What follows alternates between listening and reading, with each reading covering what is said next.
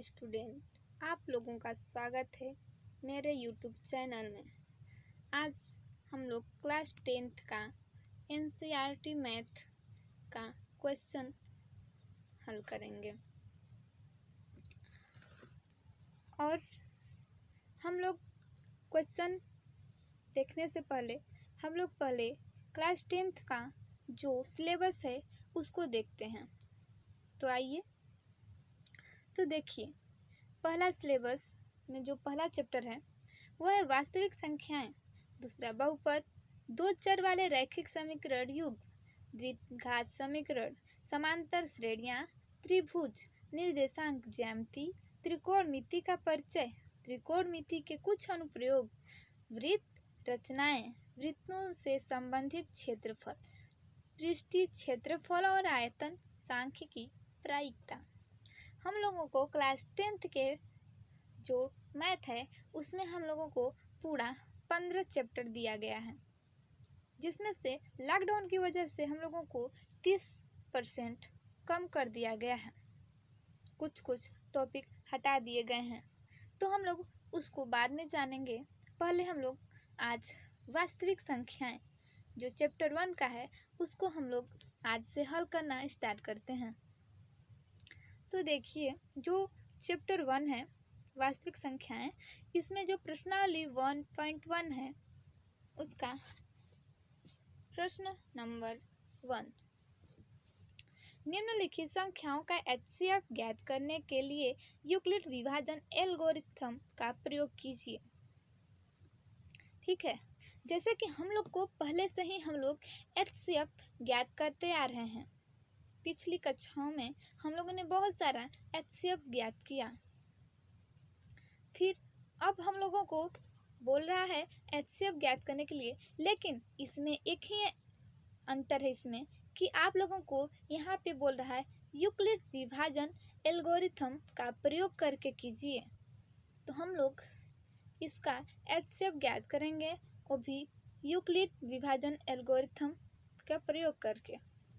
तो इसमें जो पहला क्वेश्चन है इसमें है 135 और 225। वहीं दूसरा क्वेश्चन है 196 और 38,220। और तीसरा है 867 और 255।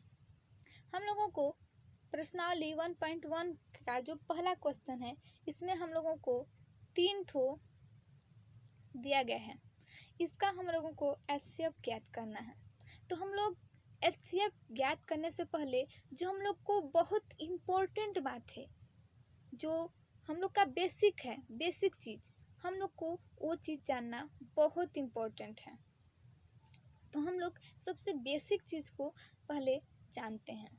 ठीक है, तो चलिए, जो सबसे बेसिक है पहले उसको देखिए। जो सबसे बेसिक है हम लोग को जो बहुत जानना ज़रूरी है। देखिए 3, यहाँ पे 13, और जब हम लोग 3 का भाग 13 में 3 से 13 में भागा करते हैं तो हम लोगों का 4 बार में ये भागा होता है, यहाँ 1 बचता है। तो हम लोग को बहुत ज़्यादा ज़रूरी जानना है कि हम लोग इसको क्या कहते हैं, इसको क्या कहते हैं, और ये जो है इसको क्या कहते हैं, प्लस में ये जो है इसको हम लोग क्या कहते हैं, और हम लोग इसको किस चीज़ से डोनेट करते हैं।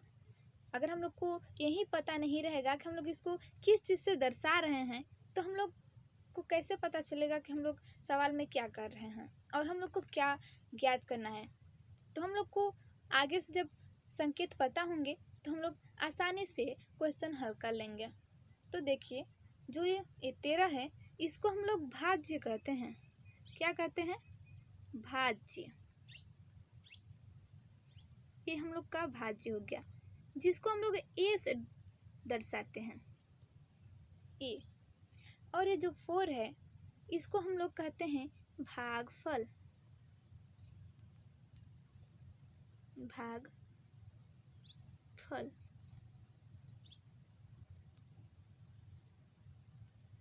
इसको हम लोग भागफल कहते हैं, जिसको हम लोग क्यू से दर्शाते हैं। और ये जो 1 है इसको हम लोग शेषफल कहते हैं।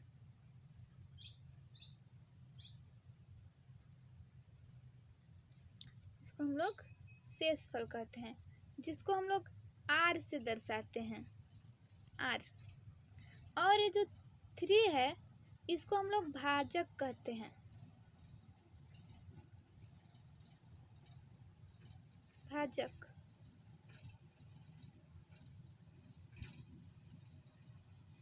जिसको हम लोग b से दर्शाते हैं। ठीक है, हम लोग को इतना चीज़ पता हो गया जो हम लोग के लिए बहुत इम्पोर्टेंट था। अब हम लोग आप लोगों को एक फार्मूला बताएंगे जो जानना आप लोगों के लिए अच्छा होगा। तो आप लोग इतना समझ गए होंगे। अब हम लोग इसको इरेज कर देते हैं और हम लोग अपना आगे इससे जो आपको लोगों को हम बताए हैं, इसी चीज़ से आप लोगों का वो फार्मूला बनता है जो आप लोग के क्वेश्चन में काम आएगा। तो जो फार्मूला है देखिए आप लोग का क्या है,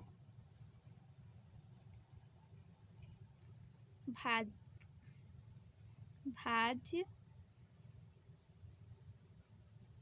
जिसको ए से डोनेट करते हैं हम लोग, भाज्य बराबर भाजक इक्वल टू, हम लोग इधर लिख देते हैं भागफल प्लस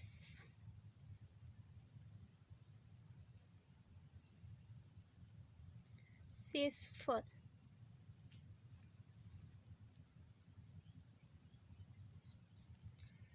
तो हम लोग का ये एक फार्मूला है। ठीक है, जिसको हम लोग एक तरीके से और लिख सकते हैं। यहाँ पे देख लीजिए,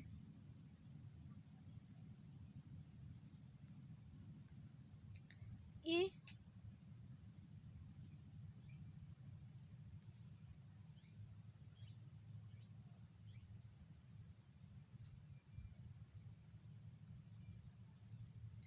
ए बराबर बी क्यू प्लस आर। ठीक है, यही फार्मूला है। तो हम लोग इतना जान गए हैं और आप लोगों को यही चीज़ आएगा, यही फार्मूला। तो आप लोग इतना जान चुके हैं। अब हम लोग अपना आगे चलते हैं क्वेश्चन पे। तो देखिए जो पहला है कि बड़े पूर्णांक से शुरू कीजिए। इसमें जो है, इसमें आप लोगों को पहला क्या है कि आप लोग बड़े पूर्णांक से शुरू कीजिए, अर्थात 225, जो कि विभाज्य है, विभाजन एल्गोरिथम का प्रयोग करते हुए हम प्राप्त करते हैं। ठीक है, तो हम लोग जो एल्गोरिथम का प्रयोग था, जिसका हम लोग फार्मूला अभी बताए हैं आप लोगों को, वही फार्मूला आप लोग को बताए थे। फार्मूला अभी देख लीजिए, ये आप लोग को बताए थे, A equal to B Q plus R. जब आप लोग इस फार्मूले में आप लोग इसको रखेंगे, इस वाले क्वेश्चन को जो ये अंक दिया गया है, तो आप लोगों को हल मिल जाएगा। तो पहले हम लोग इसको रखेंगे। ठीक है, लोग यहाँ पे इसको रखते कैसे हैं वो देखिए। आप लोग पहले यहाँ पे देख रहे हैं ये चीज़, पहले हम लोग 135 का 225 में भाग देंगे, 135 का 225 में भाग देंगे, तो भाग देने पे यहाँ पे 90 बचता है, ठीक है। और उसके बाद फिर 135 फिर क्या करेंगे, जिससे हम लोग भागते हैं, मतलब भाजक को हम लोग फिर से शेषफल से भाजक में फिर भाग देंगे। इसमें यहाँ पे हम लोग जब यहाँ पे भाग देते हैं तो हम लोग का फिर 45 बचता है। फिर यहाँ पे जब 45 बचता है तो हम लोग फिर जो भाजक है यहाँ पे, इससे हम लोग फिर यहाँ पे भाग देंगे, जब तक भाग देंगे जब तक कि 0 न आए।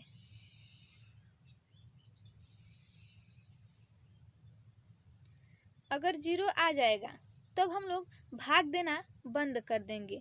आप लोग देख रहे हैं यहाँ पे 0 आ गया है और यहाँ पर भाग देना बंद हो गया है। तो यहाँ पे अब लोग देख लीजिए, जो 135 है हम लोग 135 को यहाँ पे ए की जगह पे रखेंगे, और जो 90 है इसको हम लोग यहाँ पे बी के जगह पे रखेंगे। बी क्या है, भाजक,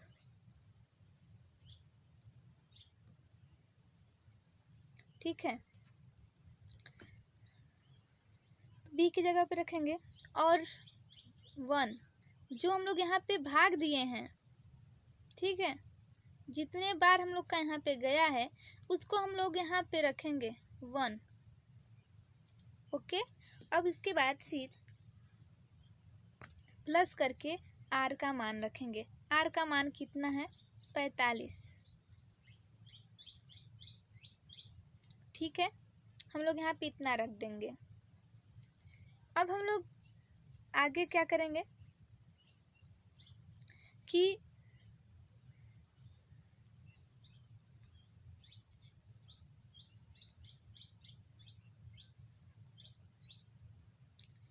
अब 90 को भाज्य तथा 45 को भाजक मानकर एक बार फिर विभाजन एल्गोरिथम द्वारा हम प्राप्त करते हैं। तो इसमें हम आप लोग को यहाँ पे हम बता चुके हैं कि जो ये है इसको हम लोग भाग देते जाएंगे। तो इसमें कह रहा है कि भाजक मानकर, ठीक है, तो हम लोग भाजक मान लेंगे। हम लोग 45 जो है इसको यहाँ पे लाने के लिए हम लोग यहाँ पे इसको भाजक मानेंगे 90 को, और 90 को जो भाजक मानेंगे तो हम लोग 135 में इसका फिर से भाग करेंगे और इसको काटेंगे, जब तक काटेंगे जब तक कि यहाँ पे 0 न आ जाए, ठीक है। तो हम लोग फिर यहाँ पे वो चीज़ यहाँ पे फिर हम लोग यहाँ पे करने के बाद फिर इस 90 को हम लोग यहाँ पे लिखेंगे, और इस 45 को हम लोग यहाँ पे लिखेंगे, ठीक है। और यहाँ पे हम लोग ये जो 2 है हम लोग इसको यहाँ पे लिखेंगे, और ये जो 0 है फिर हम लोग प्लस 0 आर की जगह पे रखेंगे, मतलब ए की जगह पे बी और क्यू प्लस आर। इसने पर इस फार्मूला पे फिर रखेंगे तो हम लोग का यहाँ पे देखिए ये 0 आ गया है, क्योंकि यहाँ पे हम लोग को ये 0 आ गया है। हम तो बोले थे कि जब 0 आ जाएगा तो हम लोग उस सवाल को हल करना बंद कर देंगे, ठीक है। तो अब देखिए आगे कि अब शेष 0 रह गया है, ठीक है, अब शेष 0 रह गया है, इसलिए हमारी प्रक्रिया समाप्त हुई और HCF 135 और 225 बराबर 45, ठीक है। तो हम लोग का ये क्वेश्चन हल हो गया। अब हम लोग आगे का देखेंगे।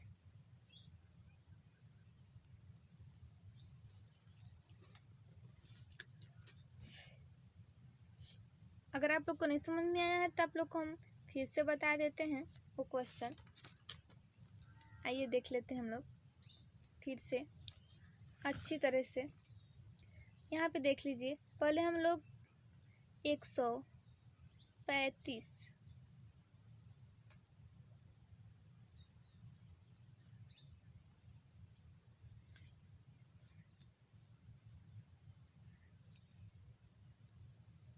पहले हम लोग 135 लिखेंगे और उसके बाद 225 225। अब हम लोग इसको भाग देंगे, ठीक है। 135 का 225 में कितने बार ले जाएंगे? 2 बार ले जाएंगे तो अधिक हो जाएगा, तो हम लोग इसको 1 बार ले जाएंगे और यहाँ पे 135 लिखेंगे। लिखने के बाद इसमें हम लोग का बचेगा 90।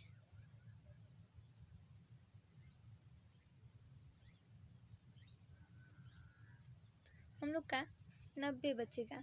अब ये जो 90 बचा है हम लोग का, जो कि शेषफल 0 नहीं आया है, और हम लोग को तब तक एल्गोरिथम का जो नियम है उसमें कहता है कि आप 0, जब तक 0 ना आए अब तब तक उसमें भाग देते जाइए। तो हम लोग यहाँ पे हम लोग का 0 नहीं आया है, तो हम लोग इसमें फिर से भाग देंगे और ये जो 135 है इसको अंदर कर देंगे। 135 ठीक है। तो हम लोग इसको फिर 2 बार ले जाएंगे तो ज़्यादा हो जाएगा, इसलिए हम लोग फिर इसको 1 बार ही ले जाएंगे और हम लोग यहाँ पे 90 लिखेंगे। अब हम लोग कितना बचता है देखिए, 45 बचेगा, ठीक है। हम लोग का अभी भी 0 नहीं आया, तो हम लोग अभी फिर से भाग देंगे। तो हम लोग इधर लिख लेते हैं 45।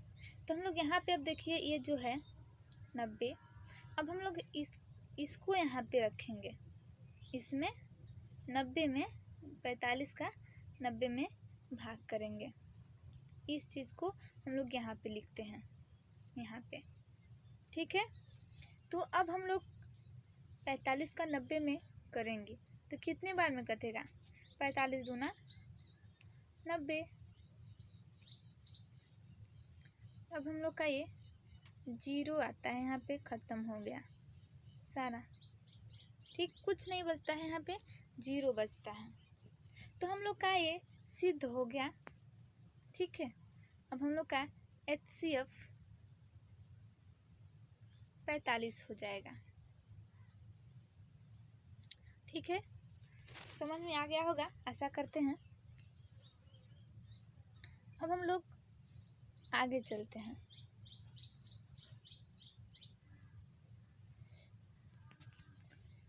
बड़े पूर्णांक से शुरू कीजिए, अर्थात 38,220 विभाजन एल्गोरिथम का प्रयोग करते हुए हम प्राप्त करते हैं। ये क्वेश्चन भी सेम टू सेम उसी की तरह है, तो हम ये चीज़ आप लोगों को लगाने के लिए छोड़ते हैं। आप लोग इसको लगा के चेक कीजिए कि ये क्वेश्चन आप लोग बना पा रहे हैं कि नहीं, ठीक है। आप लोग इसको इतने अच्छे से लगाना सीखिए, और जहाँ नहीं समझ में आता है मेरे व्हाट्सएप ग्रुप पे जुड़िए, और वहाँ पे आप लोग को मैं और भी अच्छे से समझाने की कोशिश करूँगी। तो आप लोग एक ही सवाल को कम से कम 3 से 4 बार लगाइए, ताकि वो क्वेश्चन आप लोग को कहीं भूलवाए ना, आप लोग उसको अच्छे तरह से लगा लें। प्रैक्टिस ज़्यादा कीजिए, क्योंकि प्रैक्टिस करेंगे तभी, और प्रैक्टिस नहीं करेंगे तो आप लोग का नुकसान है। तो आप लोग एक चक्कर इसको देख भी लीजिए कि बड़े पूर्णांक से शुरू कीजिए, अर्थात 38,220 विभाजन एल्गोरिथम का प्रयोग करते हुए हम प्राप्त करते हैं। जो एल्गोरिथम का यहाँ पे है फार्मूला, उसमें ये चीज़ रखिए और आप लोग भाग दीजिए, तो आप लोग को ये चीज़ हो जाएगा। ठीक है, तो हम लोग ए की जगह पे 38 या 220, फिर इसमें हम लोग और भाग करेंगे तो हम लोग का 196 इक्वल टू 195 प्लस 0, जबकि 0 आ गया तो यहाँ पे हम लोग इस सवाल को लगाना बंद कर देंगे, तो हो जाएगा कि यह शेष 0 बचता है, इसलिए हमारी प्रक्रिया समाप्त हुई और HCF 196 होगा। आप लोगों को हम ये फॉर्मेट इसलिए लिख करके आप लोग को बताते हैं ताकि आप लोग पेपर में, आप लोग अभी क्लास 10th में हैं तो आप लोग को प्रॉब्लम होता होगा कि किस तरह से लिखें कि हमारा क्वेश्चन अच्छे से रहे, तो ये फॉर्मेट आप लोग के लिए सबसे बेस्ट है। यहाँ पे देख लीजिए जो कि भाग था, तो ये देखिए यहाँ पे 196 और 38,220, तो हम लोग जब 196 का 38,220 में भाग देते हैं तो ये एक बार यहाँ पे हम लोग पहले एक बार ले जाएंगे तो हम लोग का इतना बचेगा, फिर दूसरी बार ले जाएंगे तो 9 बार ले जाएंगे। ठीक है, तो ये एक ही बार में, मतलब कि एक ही चक्कर में यहाँ पे कट गया और 0 आ गया यहाँ पे, तो हम लोग इस सवाल को लगाना बंद कर देंगे उसके बाद फिर A equal to BQ plus R, इस फार्मूला में हम लोग इसको लगा देंगे। ठीक है, तो इसमें आप लोग इसको रख के आप लोग हमको, इसमें 2 क्वेश्चन है, आप लोग बताइएगा कि आप लोग को समझ में आया कि नहीं। अगला क्वेश्चन आप लोगों को मैं बाद में बताऊंगी, और आप लोग मेरे चैनल को लाइक सब्सक्राइब करना ना भूलें।